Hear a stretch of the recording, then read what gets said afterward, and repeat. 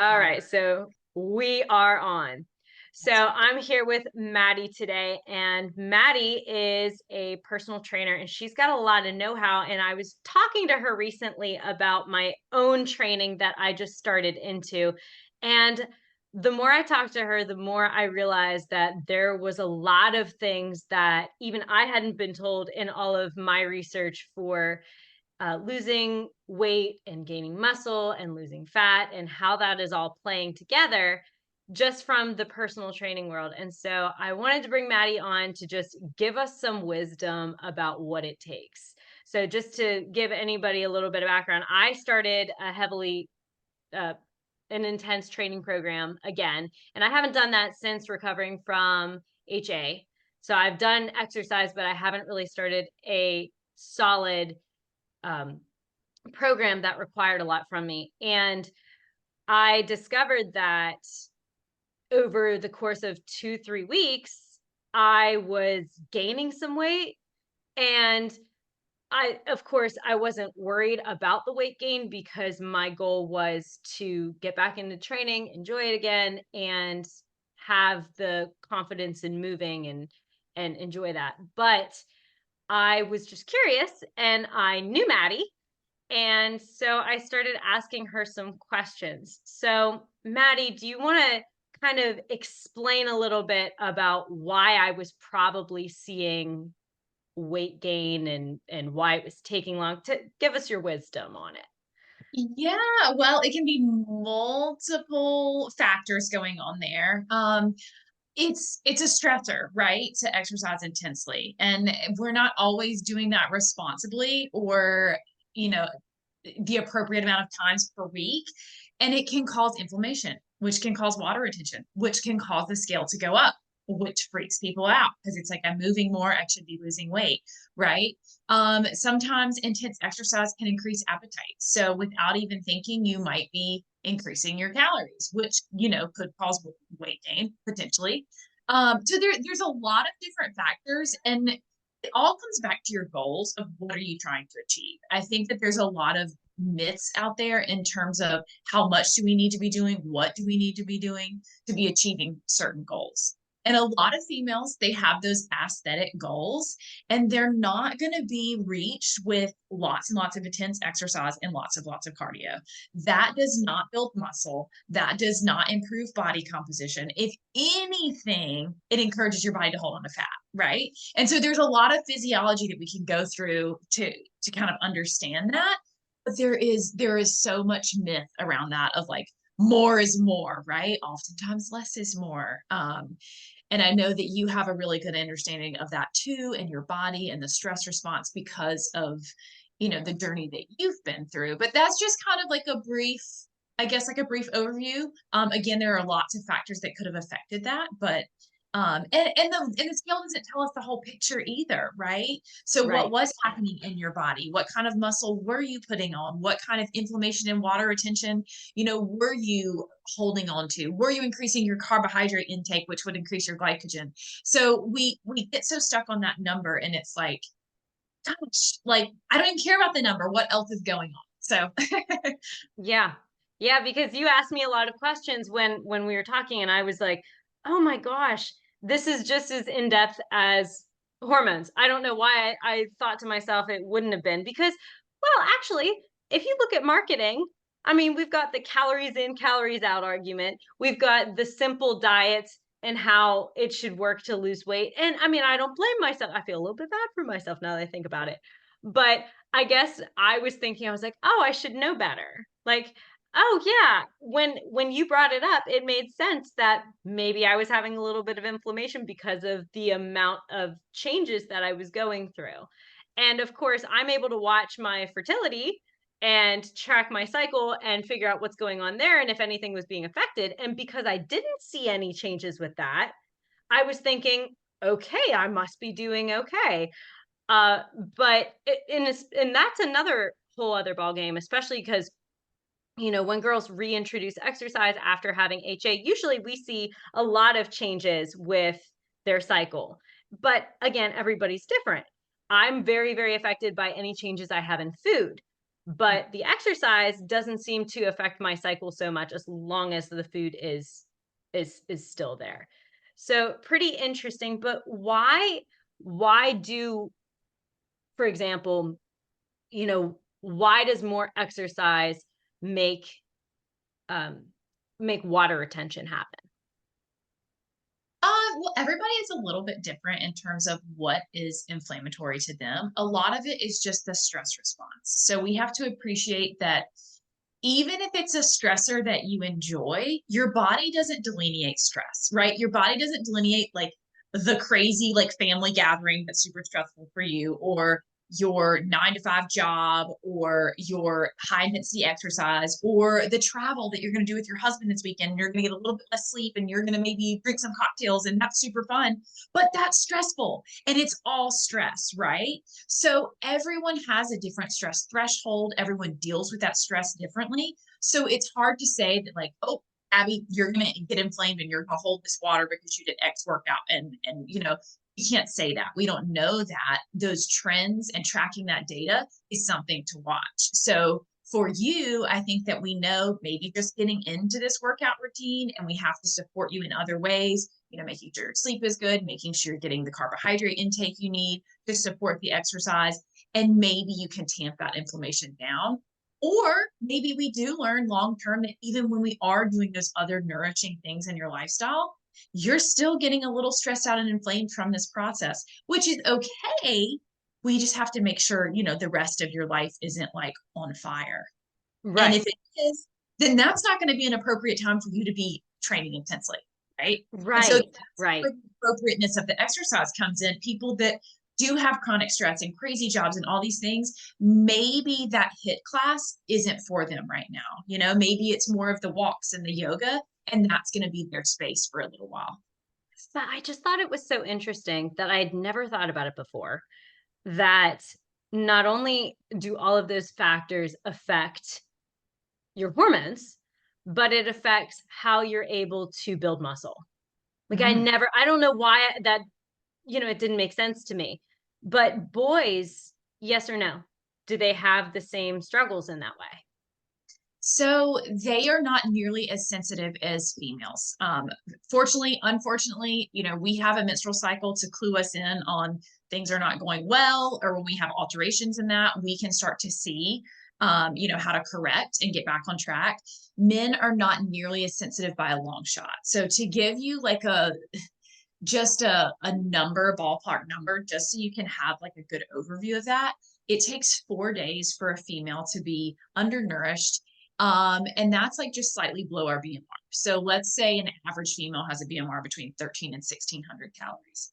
You're eating below that BMR by just a little bit for 4 days. Thyroid activity decreases, and that has ramifications for the whole body, right? So you're going to see that in Absolutely. your cycle. You're going to see that everywhere else.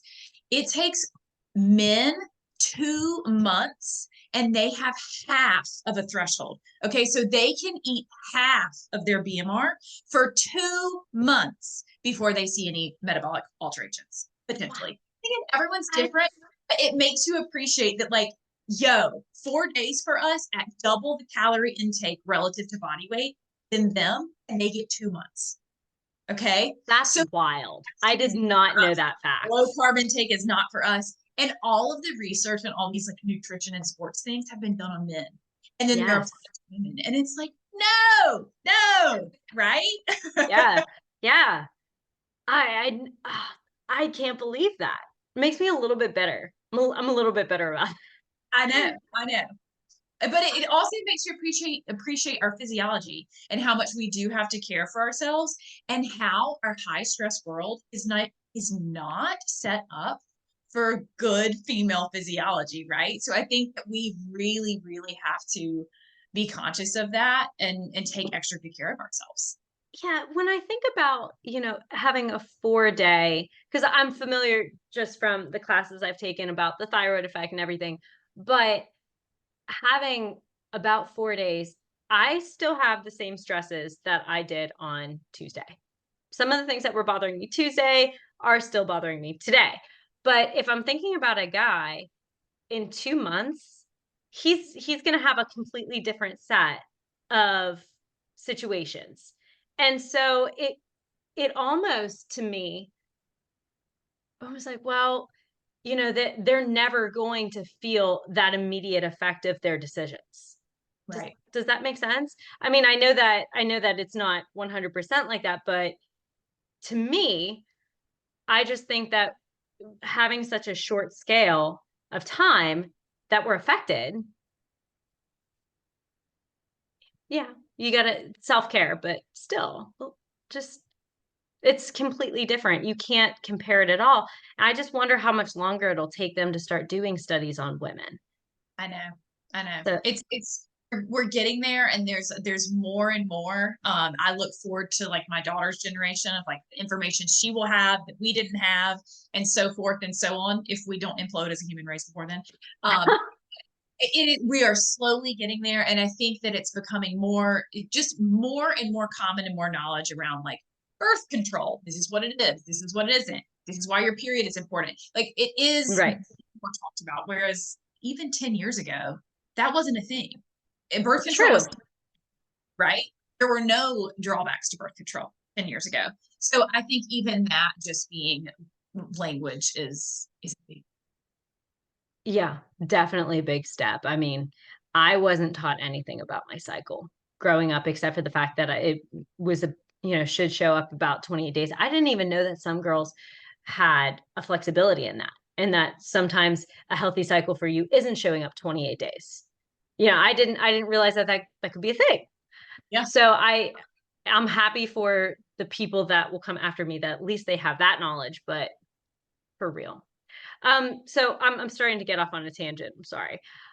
So for somebody that is experiencing, maybe they've recovered their cycle, they've been in a similar situation as me, and they are introducing that training again, and they are seeing inflammation specifically. So not coming from just eating extra, not coming from the I'm drawing a blank on some of the other things that you mentioned. You said eating extra just because of the extra workload. Well, either Just way, stress and water retention stress and water retention. Okay. from the Well, of I was curious.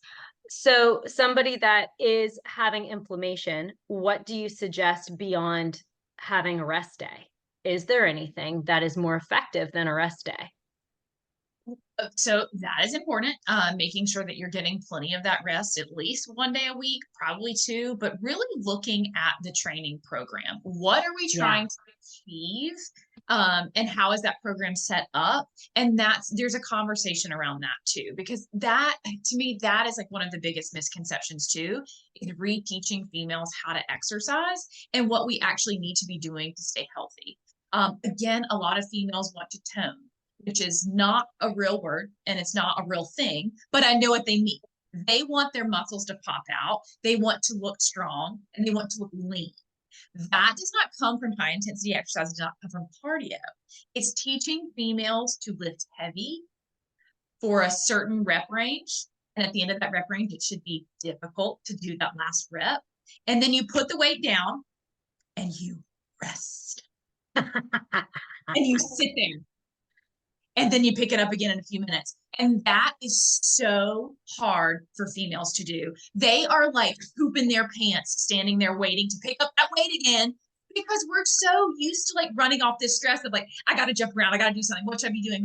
Like, it's just like, no, we have this goal. But of course, everyone doesn't have a muscle building goal. But that's just an example of what are our goals? Because I think it's really hard sometimes with fitness of like, oh, I want to like run a mile fast and I want to do a pull up and I want to like have a better back squat. It's like, well, we need to focus on probably one because we can't do all of those things at once, potentially.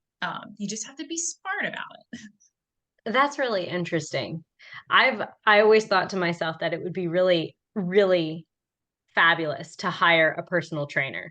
And then I went off the deep end and I did everything I could find everywhere. And, wound up in the hormone side of it. And most of the girls that I talk to on the hormone side of it, it's always the I want to get toned comment. I wanted to get toned. And I mean, it is a fashion statement now, more so to be that warrior kind of build. Mhm. Like I could kick ass and also, be extremely sensitive and like that's very, very common. I see it in the books, the movies, beyond just the magazine. It's in every form of entertainment.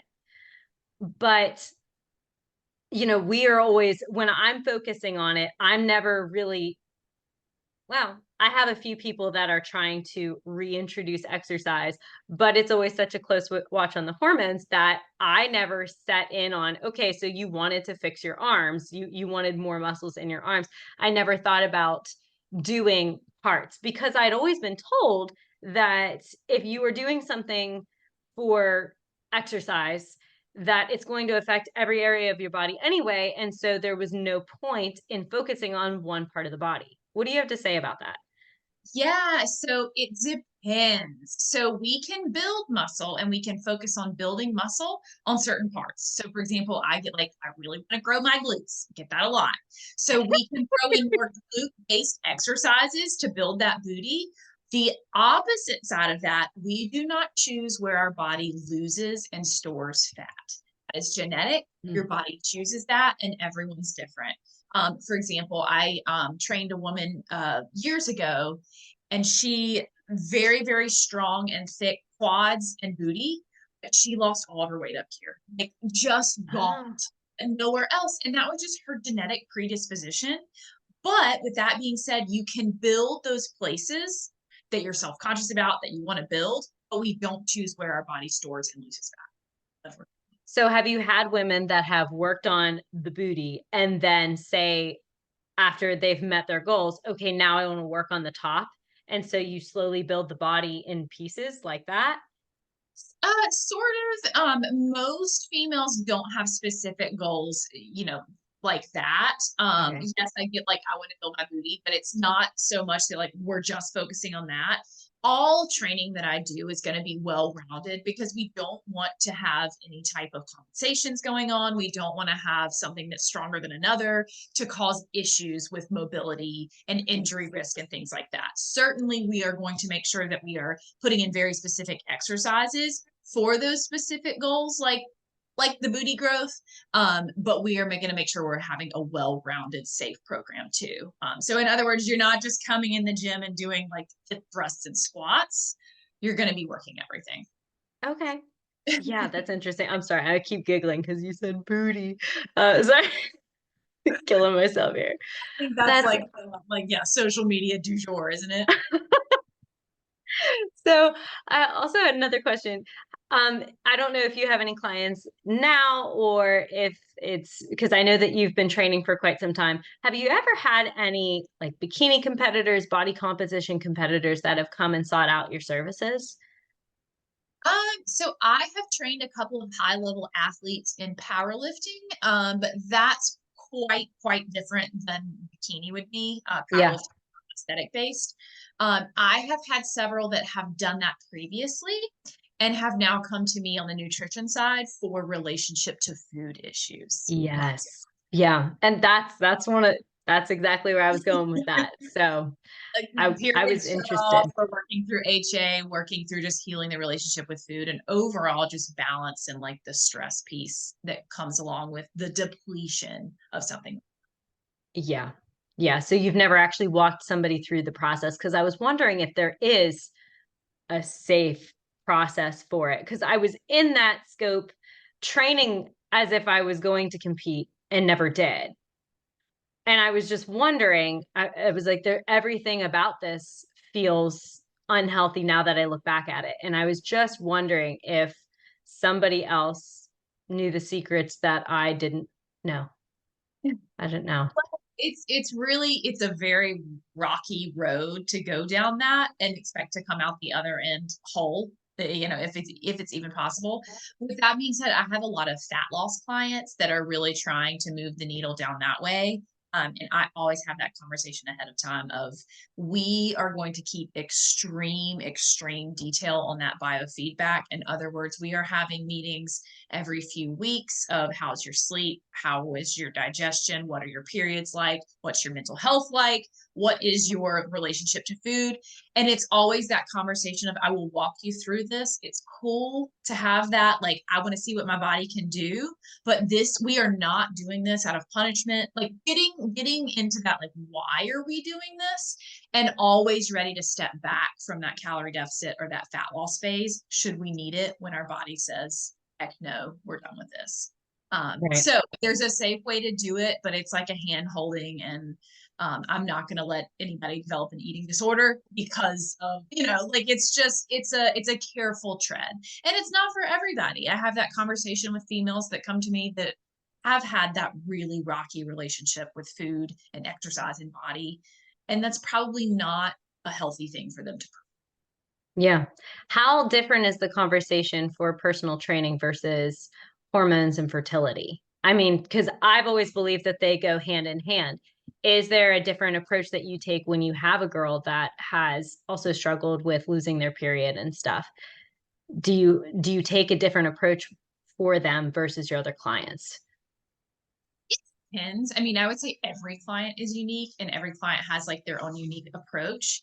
A lot of it is education. And a lot of the females that are missing a cycle or working to get their cycle back, a lot of it is like they didn't know, like they didn't realize that they were, Right. putting themselves in such a hole. And then even my females that do have a cycle, they didn't realize that their cycle was not optimal or that they have all these other issues going on that's related to their lifestyle, related to their hormones, related to their cycle. So a lot of that is like teaching people that, like, even though in the medical world we go to all these different specialists, like the gastro specialist and the neurologist, it's like, actually we're just all connected. So if something's going wrong here, it has ramifications here, here, and here. Right. And that's somewhere that we always, in an intake form, we're talking about sleep and stress and exercise and food and digestion. And we start to connect these dots. But it also just baffles me at like the women that don't even know like what their period is in a sense, like what the regular menstrual cycle should look like. Oh, Yeah. you're not. So Right. Right. Well, I can't imagine on your end how difficult it would be to see somebody that is still after a physique and you see all of these other problems. How do you kind of guide them into, hey, this is the bigger issue right now? Do you ever have to have that heart to heart yeah, conversation?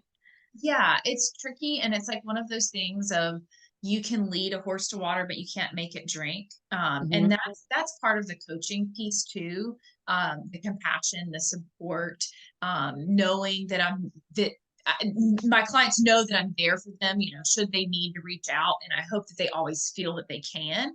But some people aren't ready for that truth, and they'd rather sit in that than sometimes make the hard decision to heal or eat more or exercise less or whatever it is for them that's going to be, their piece.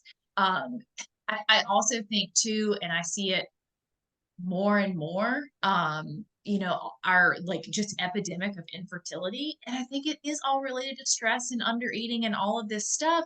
And it is, an easy remedy. I put that in quotes because you and I both know how easy it is not, just to do it, but it's simple, right? The process is simple. And I tell females that I have one right now that really is putting in her heels hard on eating more.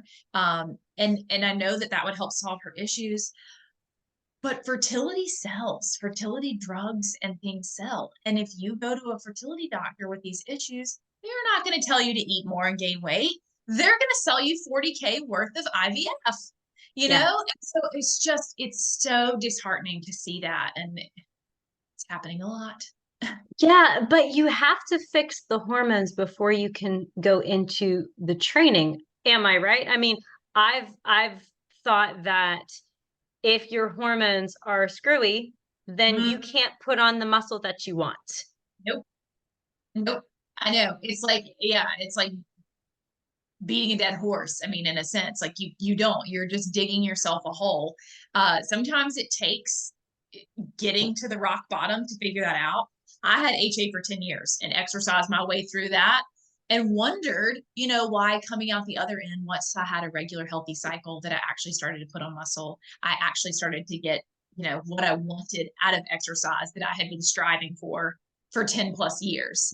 But yes, the more balanced, the more we take care of ourselves and we have a regular cycle and we're eating, the better our body responds. Isn't that wild? Yes, yes. I mean, you can't even lose the fat, and then the whole metabolism piece. I mean, it's affecting the ratio of the fat and the muscle. Mhm. It just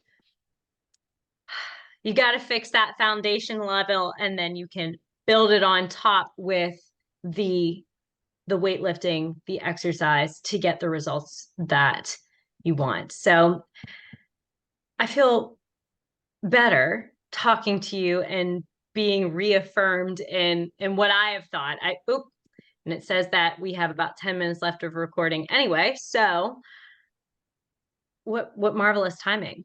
I can't thank you enough for coming on and just, talking me through it, and hopefully somewhere some girl will be like, "Oh, okay.